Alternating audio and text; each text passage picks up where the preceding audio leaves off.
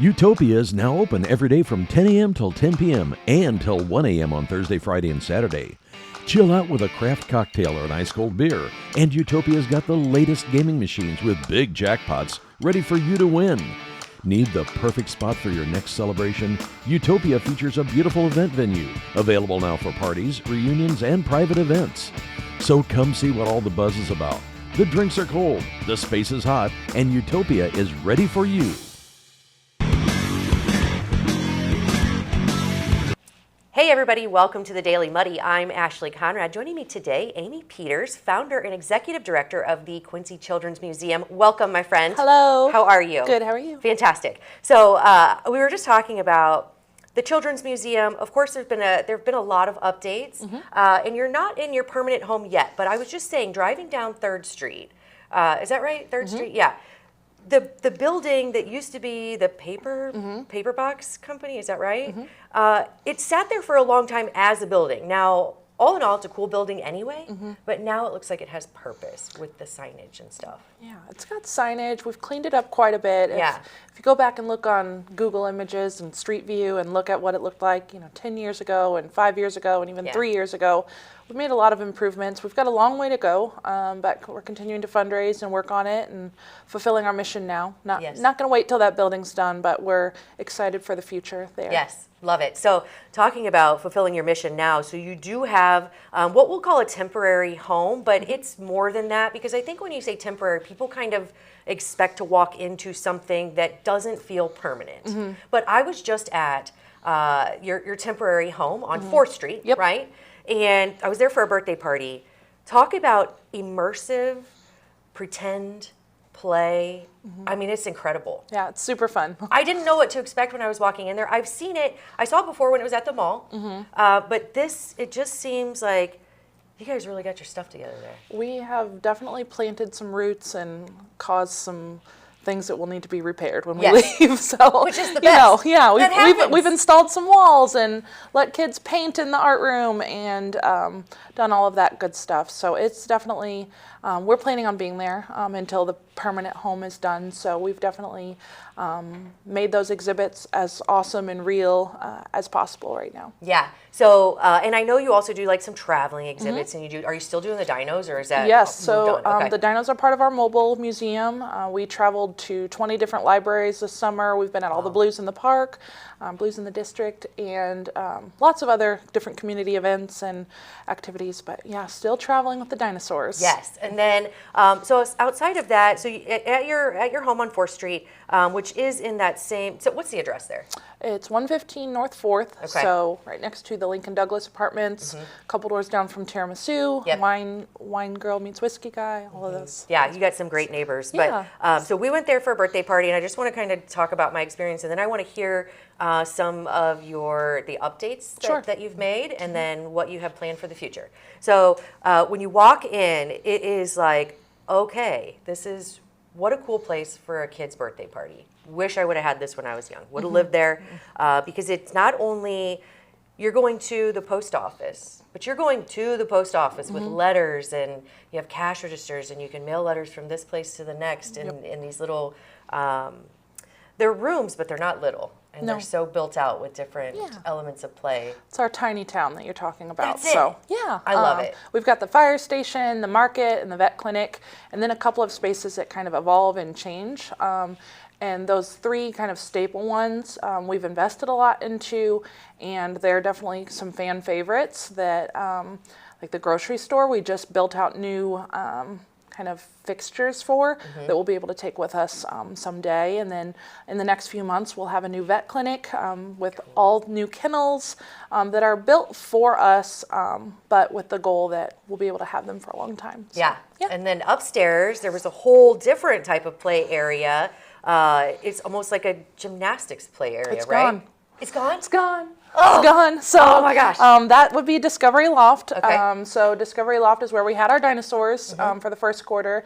And then we had a partnership with Gym City Gymnastics. So they brought a bunch of their equipment down, and we had a little gymnastics center set up for the last few months. Now it is called Camp Pigeon Point. Okay. So it's a campground. It has this little whimsical woodland area for the kids to play in, a boat, fish, a tent, the works. Yeah. It's all decked out. Okay, so I'm gonna have to make another Come visit. back. Yes, Come because that is one of the cool things about the Children's Museum. You're constantly evolving and you're constantly changing so that it doesn't get stale.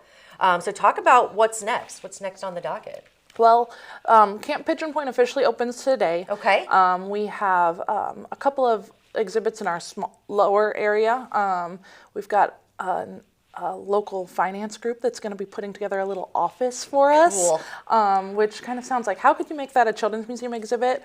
I like to consider myself kind of an expert in making those kind of things kid friendly, but my kid loves playing with a calculator, and I'm like, get us one with the and let the paper roll, the computers, and we're gonna get little suit jackets for them. It'll be perfect. It'll be so fun. I always wanted to be, when I was playing pretend, it was either restaurant, so server, or secretary. Of course. Because I loved the briefcase and the papers and shuffling, or teacher, of course. But that's awesome. Yeah, we love to kind of, like I said, work with the partners, work with our different sponsors and supporters, and, how can let's see if it works. And that's been a really good part of this location is it's kind of like an incubator. We see what works, we see what doesn't work. We have that freedom and flexibility that, what's going well, we can keep. Sure. What's not going well, we can swap out. We have, some storage downstairs, so that's really what the camping one came from. We pulled up some trees from our annual Christmas fundraiser we have. We pulled up a tent from going on a bear hunt, and we put this exhibit together, and it's really special. It's pretty cool. Very cool. I can't wait to see it. And I'll talk about sponsors, because I know you have a lot of people that are backing your mission, but you can always use more, right? One thing that we're always talking about, nothing's free, everything's expensive. We want to get you in that permanent home. And to do that, it takes investors, it takes backing, it takes sponsors, and engagement from the community. For sure. Well, and I think that one thing is really important to kind of share is our museum sees 2,500 visitors a month. Wow. That's a lot of people for a museum in our area. Every time a visitor walks through the door, we ask them their zip code. We see so many families that are traveling that make a pit stop or that are here visiting relatives. And so when your business or your name is in our museum, people see that. We're sharing it on social media. We're putting it out at our different events. And so, it's, I think, something that we don't talk about very much is the economic impact of a children's museum, because they come, they play, they go do their grocery shopping, they grab gas, they go out to lunch, all of that kind of stuff. So we're always, encouraging our local businesses to support the museum, because we're helping support the economy here too. We have, this summer, we've got 30 employees. Wow. So we've got a lot of smiling faces down there helping make it possible. But we really do rely on those sponsors and those partnerships to make our museum, it's not just the Amy Museum, it's the Quincy Children's Museum, and that extends beyond the Quincy city limits. And so, Absolutely. And, as a supporter or sponsor, you get bragging rights. Of course. You're in this really cool endeavor that not only helps our children, but helps parents too, because when I'm sitting there and I have my kids there, I'm like, let them play, right? Let them play. Yes, and of course our community. And you do have some great people in this community. One thing we were just talking about earlier was the eco water system, right? Yes. That they donated was it a reverse osmosis? What did they? I don't know exactly what it is. Term. Yeah. Read the article from earlier, because it probably explains exactly what it is and what it does. What I know it does is it keeps our visitors hydrated.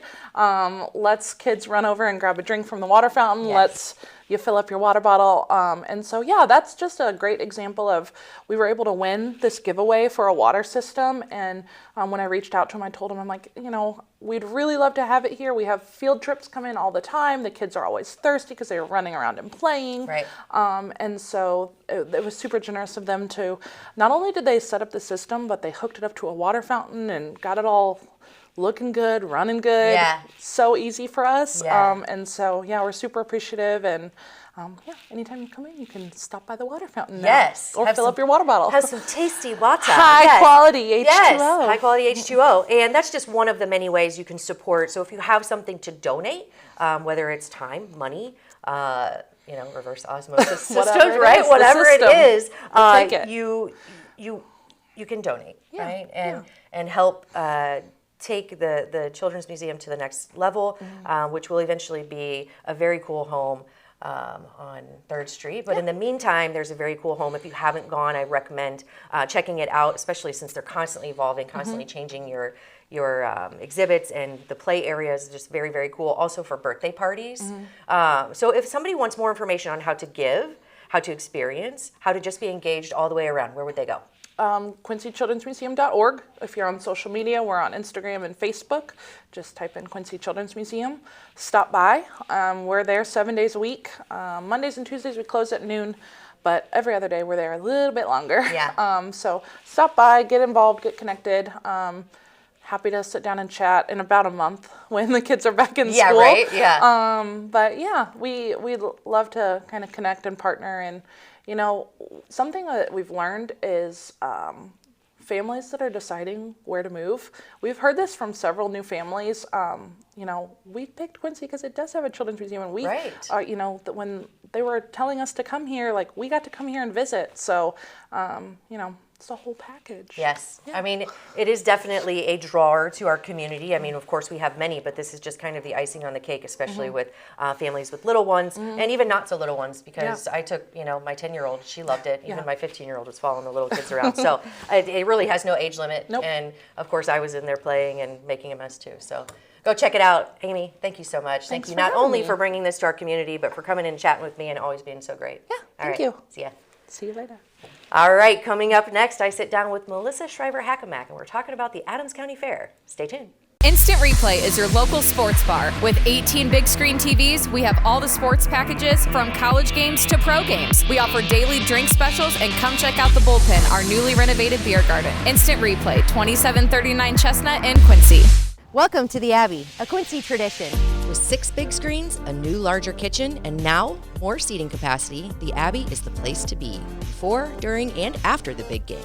Come enjoy fan favorite appetizers, steaks, burgers, and a variety of daily food and drink specials. Can't join us? Carryout is available too. Now with a convenient drive-up window to better serve you. 1736 Spring in Quincy. Opens at 3 p.m. Tuesday through Sunday. Come join all your friends at the Abbey, a Quincy tradition.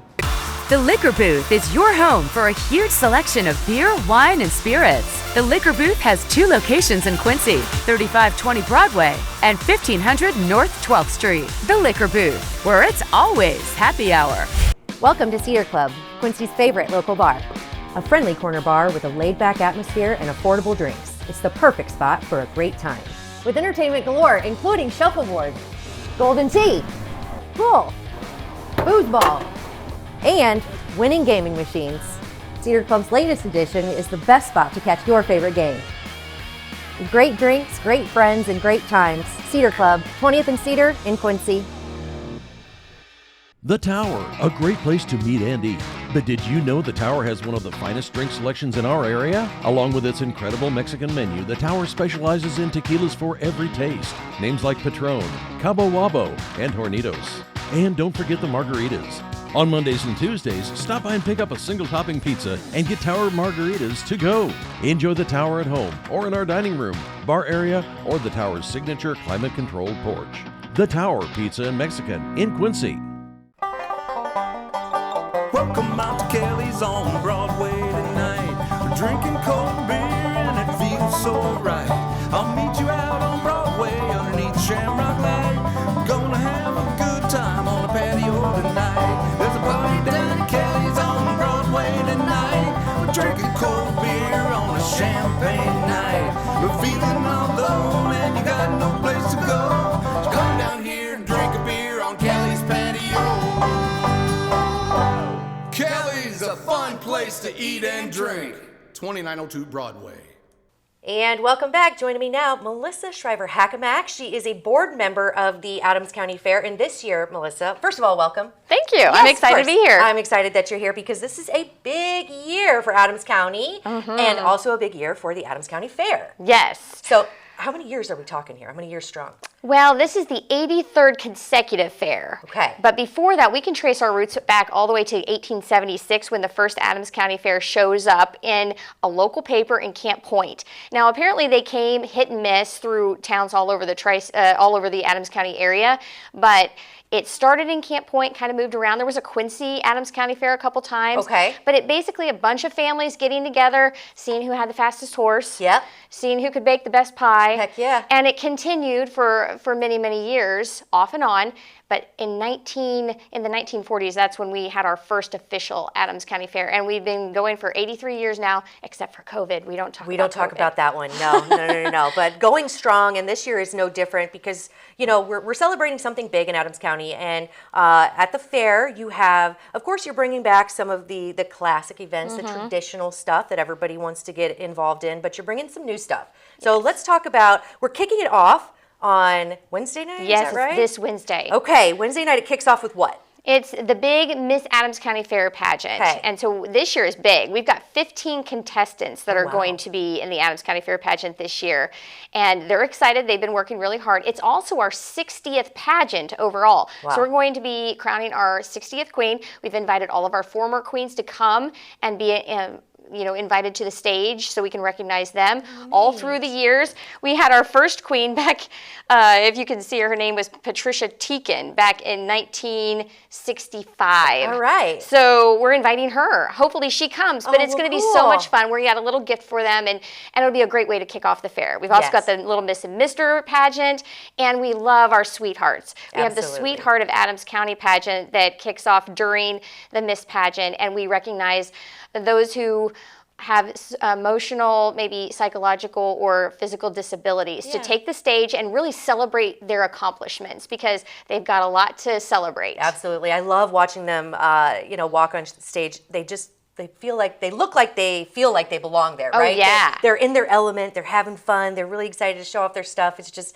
a great event. And I think that night is probably one of my favorites. But then you also have, of course, concerts. And run me through kind of the big events and then the classics and the new stuff. Okay, so the pageant, of course, kicking off. Yep. Then we've got Thursday. Thursday, apparently we haven't had this at the fair since 1983 when some of our board members were running around in diapers. I was going to say, I don't know. I was 2 at that time. Me too. Yes. So we're looking forward to the figure 8 race. Yeah. Now, picture a dirt track race with a demolition derby style crash potential. Yes. You're running around in a figure 8 and there's those intersections where a car may hit another car. We might see a lot of T-bone action.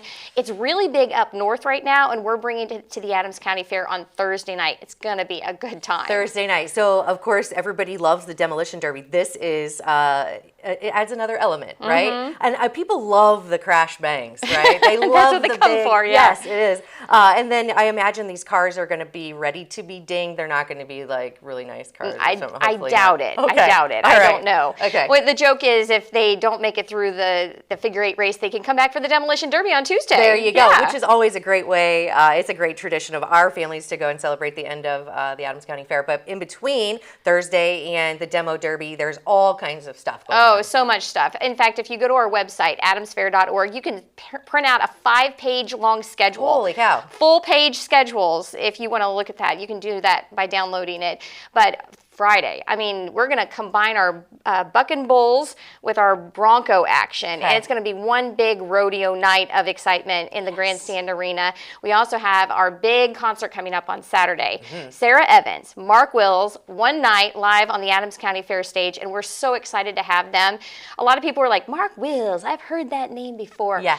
And you know what? You listen to his songs, every one of them you're going to know. Yeah. He was a #1 artist back in the 90s, apparently took some time off. Now he's and back. now he's back. And he's bringing it to the Adams County He's Fair. bringing it. And then Sarah Evans, of course, if we're the same age, right, then we grew up kind of listening to her songs and singing karaoke and singing in our hairbrushes and stuff. So what a cool concert. Oh, it's going to be a great one. Yeah. Suds in the Bucket, live. It's going to be awesome. Perfect. We're all going to sing along. Let's be honest. You know I'll be there. Okay, so then you have the concerts, and then you have the Broncos, the rodeo, the pageant, and then, of course... Sunday and Monday, 2 nights of big-time tractor pull action. We're a big tractor pulling area. Yes, we are. So we've got a lot of drivers from all over the state, all over the region that are coming to our big pulls on Sunday and Monday. So that'll be great. And, of course, Demolition Derby on Tuesday. Absolutely. But what a lot of people don't know is all of the other little stuff that's happening. I was going to say, so all of the big name events are kind of, maybe they draw people. Yes. But there's so much other stuff going on. We were talking about the Family Fun Center, right? Yes. The area.